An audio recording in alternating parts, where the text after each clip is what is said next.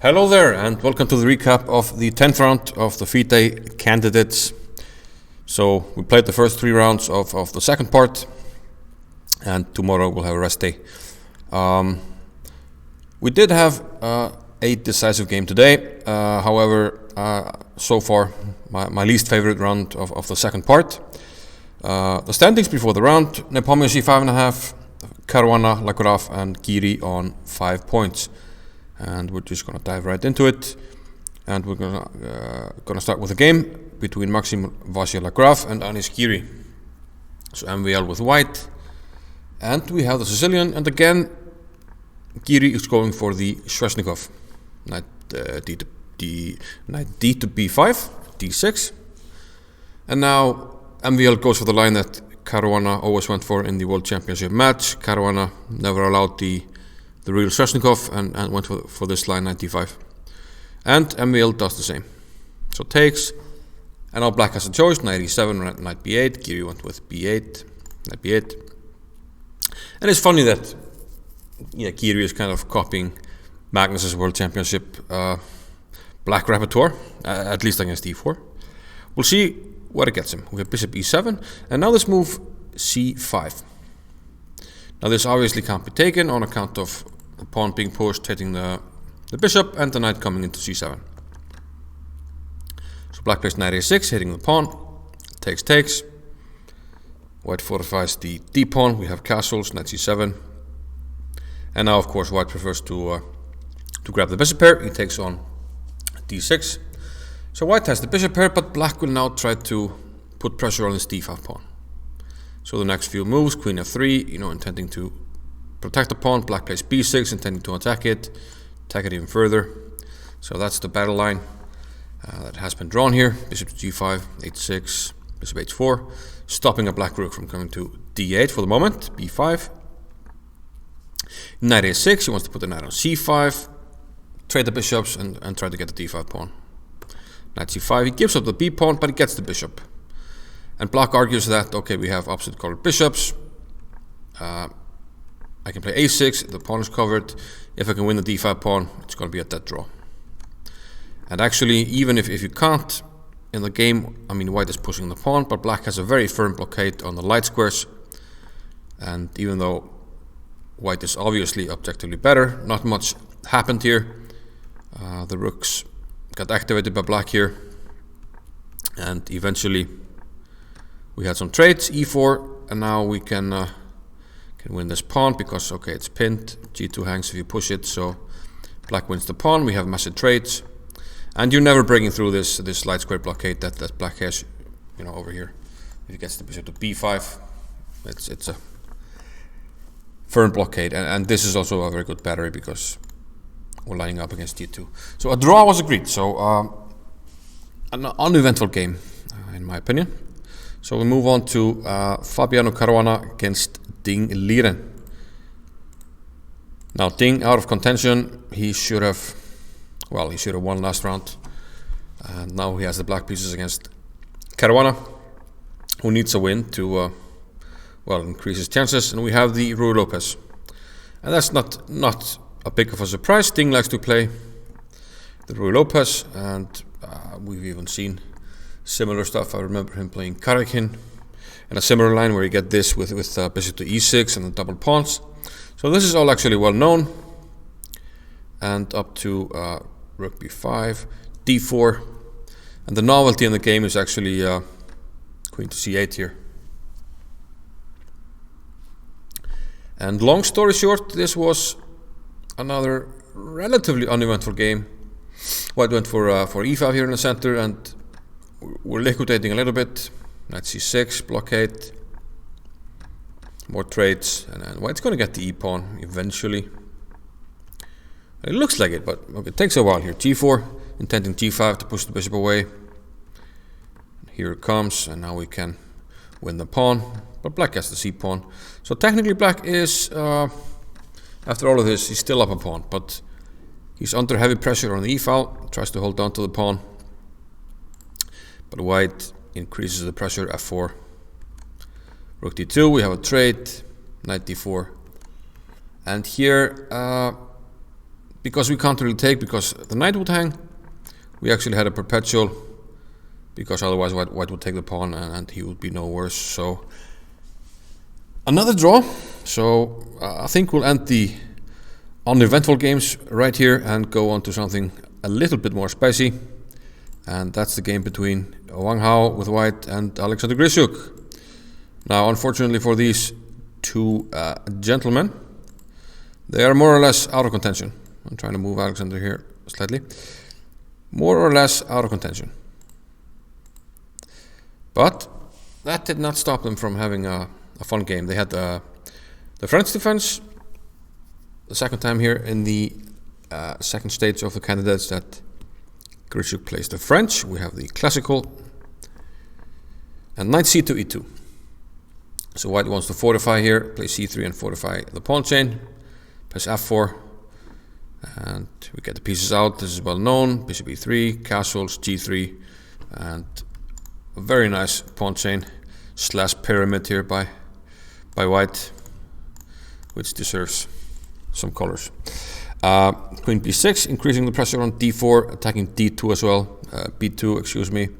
I say d2 because that's the next move. Queen to d2. We have takes, knight c5. This pawn was under attack, so we defend it, and now white must do something about the e-pawn, so he takes on f6. Knight b3, pin here, but we can play knight e4, hit the queen. So the queen moves, we have to get our queen out of the way. Bishop d2, threatening to take, so the knight moves back. Bishop to f2, knight to c4. So I guess white didn't want the bishop to be hit and put it on c1, so he put it on f2. Now we protect the pawn, knight to e7. White finally castles on move 19. And now black starts active operations with e5. Opening up in the center. And after f takes e5, he plays bishop f5, hitting the queen, seemingly with tempo. If the queen has to move, we get another move and we have a nice position. Also, b2 is hanging. It's hard for the queen to protect the square. Maybe queen c1. But that's a wee bit passive. That's a wee bit passive in it, after knight takes e5. But white had other plans, and he actually sacrificed his queen. He took on f6. Grischuk took the queen, and f takes e7. And now we'd love to take the pawn, but there's bishop takes d5, and take on c4. And then we're up material. So rook e8. But now knight f4, strong move. Again, queen takes, bishop takes d5 and c4. Winning material, and if rook takes, knight takes d5 with a fork. So knight b6. And apparently this was not the best. White should have taken on b6 and played knight d4. But this is hard to see. The idea is that the knights are very well placed, and this is hit, and at the end of all of this, white will be able to take with a knight on d5 and keep the pawn on e7, which is quite juicy. And the position should hang in the balance roughly. But after knight takes d5, black should be better here. We have queen d7, c4, the bishop comes back, and black is going to get this pawn on e7. So now white has what, two pieces and a pawn for the queen, which should not be enough. Rook a to e1, bishop f7, and here white lands this shot, knight takes g7. The point is, I'm guessing we're going to play bishop d4, king somewhere. Well, where to put the king? Not sure. Let's say we go here. We can take this and take this. And, well, equal endgame, you know, when it comes to material. But I think I would prefer the rook, and maybe black has some winning chances. Maybe there was an improvement on this line. I didn't really check it. But black took on d5. We have simplification, and now the knight comes back to f5. And, well, because of the, what I call sniper mate, black has to be careful. For instance, queen d7, bishop h d4, and knight h6. And this is mate, a mating pattern we have covered on this channel. So he played queen f8 to keep control of this square, but now we get bishop d4 and we take the pawn. and we can protect the pawn. So now white is fully back in the game. His pieces are active. I mean, the knight is protected, bishop's protected. It can come back here, protects the pawn, which protects the bishop, which can protect this pawn. So everything working together for white, and so much so that Grischuk decided to simplify here. He took on d6, and a draw was agreed here. I mean, black can never play for a win. He's not breaking through, and the rook will just keep the king out. So the king is not joining, and yeah, a draw is the unavoidable result really. So now on to the last game, and that's between the leader Jan Nepomniachtchi against Kirill Alekseenko. Alekseenko again more or less out of the running, and we had a Catalan here by transposition. Not the most common move order, and maybe black got a little bit flustered in the opening, but he shouldn't have, because this is all relatively well known. But somehow after some normal moves, he ended up with a pretty bad position. Queen c7, rook d1.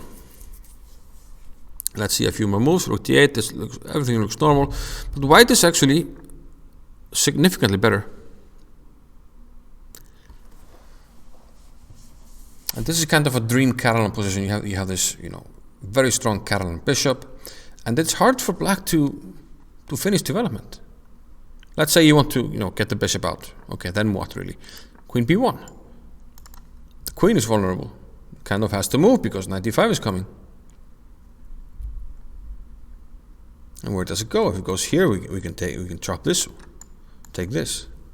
So some difficulties already. Even this knight e4, everything is centralized. Black is in trouble. So this is either black got something very mixed up in the opening, or something fishy is going on. Well, I'm not going to say that, but there were some speculations that black went down a little bit too easy in this game. But that's the situation which you have when you have people from the same country. And one of the reasons we had this rule, back in the day, you couldn't have more than an X number of people from the same country. That's why Leonid Stein, which we have covered extensively on this channel, did not qualify for the candidates, simply because the Soviet Union, had only so many amount of places they could, for their players in the candidates. And we all know the stories where Bobby Fischer claimed that the Russians were, conspiring, making draws or even throwing games. But okay, that's just speculation, and I really don't believe in such things. But okay, black has to give up the bishop pair, or he gave it up here, and white has a very good position here. Bishop pair, centralized pieces, and black is struggling to find moves. So after knight c4, bishop g5, we have a trade, and black is stuck with this very annoying pin, which he has to do something about. Yeah, if you go back here, I mean, you can't take on b2 because knight d5 hitting the queen, and the queen actually doesn't have a square that protects the bishop sufficiently. Queen d6, knight f6 wins the queen. So he ended up with this, rook t1, knight d1, annoying pin, trying to get out of it like this, but bishop takes f6, and now as a bonus we get on to h7 because the bishop will hang if you play g6. So black is in a world of hurt here. Knight c3, calm move, just protecting a2, not allowing the queen to enter on d2 or any counterplay. And now knight d5, setting up ideas of taking, setting up mating ideas. It's all unraveling here for black, who is actually completely lost, so much so that he gives up the exchange here. Although temporary, white gives it back here. There was double attack on c1 and d5. But now we're coming in e4. You get the b2 pawn, but now the queen comes in, and queen here. And if black would play c3, he would be super happy, but he will meet his maker if he does that. King f8, queen takes f7 mate, king here. I believe you play here. then we give a check, and then we give another check, and we come in like this, zigzagging to the mate. And this means that black had to give up the pawn, so white is now up a pawn, and he's going to win another pawn. You know, if the king moves, queen check takes. If queen here, queen check probably takes as well. Going to be up 2 pawns. You know, I can improve the position at his leisure. You know, play king g2, h4, push the a-pawn, press on f7. Alekseenko didn't want to see more, and Nepo won. And this means that we now have Nepo leading with a full point with 4 rounds to go. Vasila Graf, Fabiano Caruana, and Anis Giri 1 point behind. And it's fairly clear that we need somebody to beat Nepomniachtchi at some stage. Otherwise, he's going to be the winner. But still many rounds to play and many interesting matchups left. And we'll just have to wait and see. Tomorrow is a free day. And so we'll see you Friday from the candidates. Maybe something spicy tomorrow. We'll see. Thanks for watching. See you next time. Bye bye.